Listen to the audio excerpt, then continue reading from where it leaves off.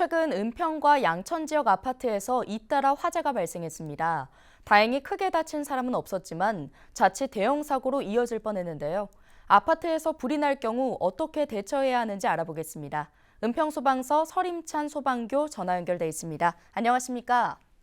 네, 안녕하세요.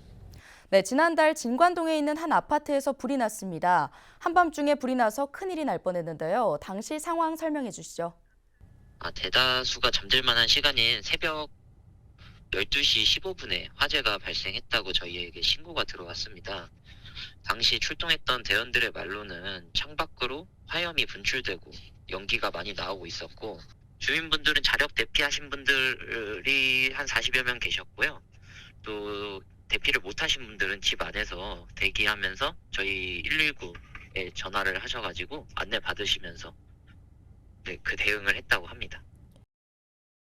네, 인명피해가 없어서 다행입니다. 이번 화재에서 눈여겨볼 점이 있다면요.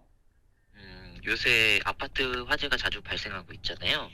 그래서 인명 피해가 많이 늘어나고 있는데, 이제 워낙 아파트 화재의 경우에는 원인이나 종류가 많다 보니 피난 대피 요령이 조금 달라졌습니다. 기존에는 화재 시 대피 먼저라는 문구로 저희가 많이 홍보를 했었는데, 이제 이 문구가 틀린 건 아닙니다. 하지만 화재 상황에 따라서 대처 요령이 달라질 수 있습니다. 그래서 이번 아파트 화재에서 눈여겨볼 점이라고 함은 외부로 대피를 하지 못한 주민분들이 화재 상황에 맞게 잘 대처하셔서 사망자 없이 무사히 화재 진압했다고 볼 수 있다고 생각합니다. 네, 말씀하신 것처럼 소방청이 행동 지침을 무조건 대피해서 살펴서 대피로 변경했습니다. 일반 시민들의 입장에서는 헷갈리는 부분이 있을 텐데요. 상황별로 어떻게 대처해야 하는지 자세히 설명 부탁드립니다. 아파트 화재를 이제 대피할 때 고려해야 할 부분이 정말 많이 있습니다. 일단 기본적으로 층수가 많이 높아지기 때문에, 그래서 무작정 대피하는 것보다는 이제 살펴서 대피하라라고 저희가 홍보를 하고 있습니다. 크게 나눠서 이제 대표적인 예시들만 설명을 드리자면요. 일단 첫 번째로 자력 대피가 가능하다고 판단이 될 때는요.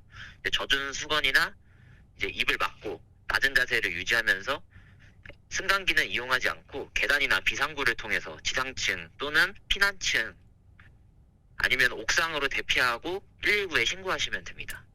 근데 만약에 대피가 어려운 경우가 있습니다. 아파트의 경우에는.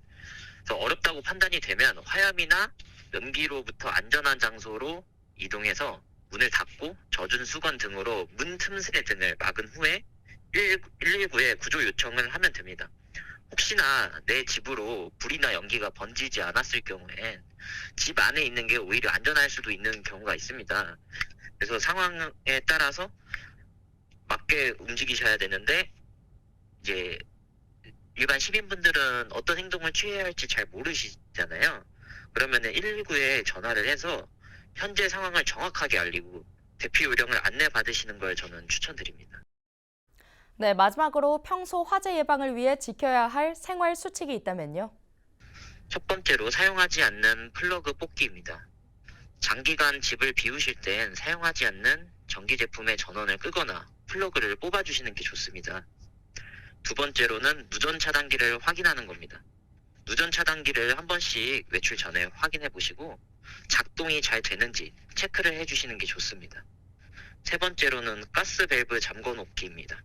가스 밸브가 열려 있으면 가스 노출 때문에 이제 작은 불씨에도 가스 폭발의 위험이 좀 있을 수 있습니다. 집을 비우실 때는 항상 잠그시는 게 좋습니다. 그리고 마지막으로 혹시나 차량 화재 사고가 일어날 것을 대비해서 차량용 소화기를 비치해서 내 가족과 내 안전을 지킬 수 있으면 좋겠습니다. 네, 여기까지 듣겠습니다. 은평소방서의 서림찬 소방교였습니다.